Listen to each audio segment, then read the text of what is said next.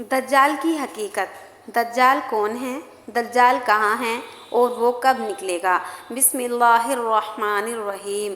اللہ کے نام سے جو بڑا مہربان اور بہت رحم والا ہے۔ سب تعریف اللہ تعالیٰ کے لیے جو سارے جہان کا پالنہار۔ ہم اسی سے مدد و معافی چاہتے ہیں۔ اللہ کی لاتعداد سلامتی، رحمتیں، برکتیں نازل ہو محمد صلی اللہ علیہ وسلم پر، آپ کی آل و اولاد اور اصحاب رضی اللہ عنہ پر۔ و بعد، دجال کا قید سے نکلنا بھی قیامت کی سب سے بڑی 10 نشانیوں میں سے ایک ہے۔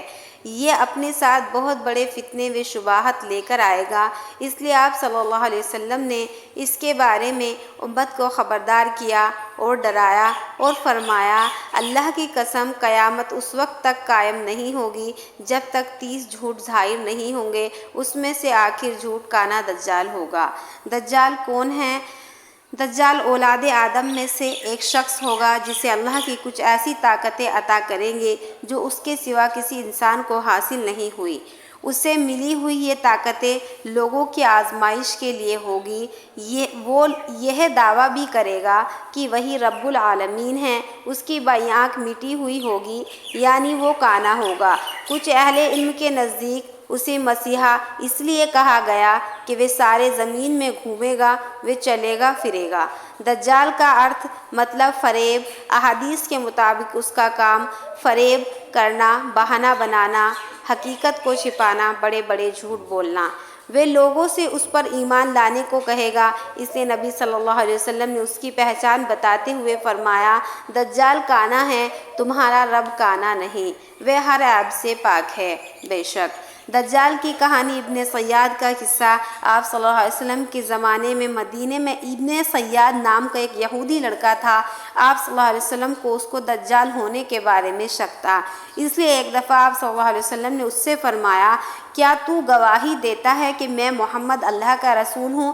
وہ آپ کی طرف دیکھ کر بولا، میں گواہی دیتا ہوں آپ امیین یعنی ان پڑھ لوگوں کی طرف رسول بنا کر بھیجے گئے ہیں۔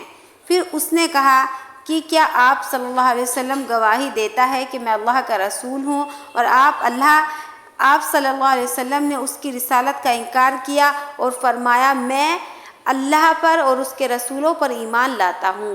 پھر ابن سیاد سے پوچھا، تجھے کیا نظر آتا ہے؟ اس نے بتایا، میرے پاس سچا اور جھوٹا آتا ہے۔ تب آپ صلی اللہ علیہ وسلم نے فرمایا، میں نے تیرے دل میں ایک چیز چھپا رکھی ہے۔ ابن سیاد دخان کہنے پر بھی بھرپور کوشش کی لیکن وہ لفظ ادا نہیں کیے، اس نے توفیق نہ ملی اور وہ صرف دکھ ہی دکھ کہہ سکا۔ آپ صلی اللہ علیہ وسلم نے فرمایا، پھٹکار ہو تجھ پر، تو اپنی حیثیت سے آگے نہ بڑھ سکے گا۔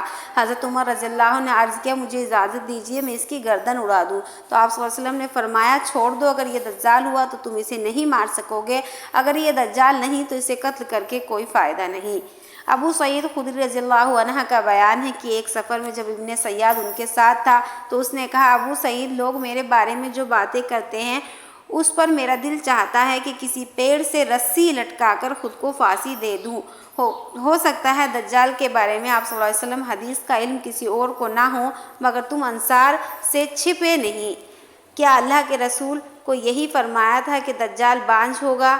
کیا اس کی کوئی اولاد نہ ہوگی جبکہ میں اولاد والا ہوں؟ میری اولاد مدینے میں موجود ہے۔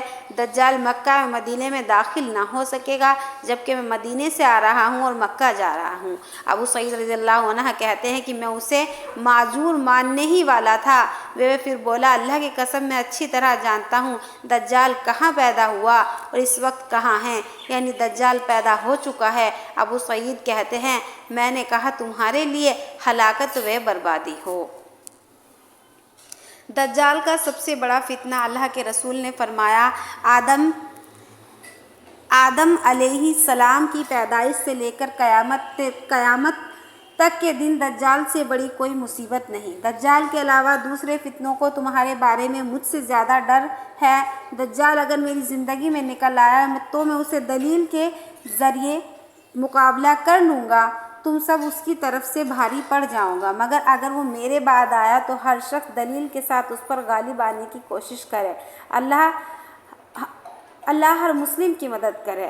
میں تم کو اس سے ڈرا رہا ہوں، ہر نبی اپنی قوم کو اس سے ڈرائے، لیکن میں تمہیں بتاتا ہوں جو کسی نے نہیں بتائی کہ دجال کی آنکھ کا کانا ہوگا، اللہ تعالیٰ ایسا نہیں ہے۔ خوشحالی کا فتنہ ایک ایسے شخص کے ذریعے اٹھے گا جو خود کو میرے اہل بیت بتائیں گے، حالانکہ اس کا مجھ سے کوئی تعلق نہ ہوگا۔ پھر لوگ ایک ایسے شخص کو اپنا حاکم بنا لیں گے جو اس لائق بالکل نہ ہوگا۔ اس کے بعد فتنوں کا دور شروع ہو جائے گا۔ آدمی صبح کو مومن ہوگا، شام کو کافر ہو جائے گا۔ ایسے میں ہی جلد ہی دجال ظاہر ہوگا۔ خروج دجال کا وقت مدینہ بہترین زمین ہوگی، اس کے ہر سوراخ پر فرشتے تعینات ہوں گے جو دجال کو مدینے میں داخل ہونے سے روکیں گے۔ ایسے وقت میں مدینے میں 3 زلزلے آئیں گے۔ کوئی اور منافقین، خواہ مرد ہو عورت ہو، ایسا نہ ہوگا جو مدینے سے نکل کر دجال سے جا نہ ملے۔ اس میں زیادہ تر عورتیں ہوں گی۔ یہ وہ دن ہوگا جب مدینہ اپنے میل کچیل کو اس طرح سے نکال دے گا جیسے لوہار کی بھٹی لوہے کو میل کچیل کو دور کر دیتی ہے۔ دجال کے ساتھ 70,000 یہودی ہوں گے جن میں سے ہر ایک نے ہرے رنگ کی ریشمی چادر، تاج و زیورات سے سجی تلوار پہن رکھی ہوگی۔ آپ کو ہماری ویڈیو کیسی لگی پلیز کمنٹ میں ضرور بتائیے گا۔ کچھ غلطیاں ہوں تو بھی کمنٹ میں بتائیے گا۔ ہمارے چینل کو سبسکرائب، لائک، شیئر کرنا نہ بھولیے گا۔ جزاک اللہ خیر۔ اس کا پارٹ 2 جلد ہی آئے گا انشاءاللہ۔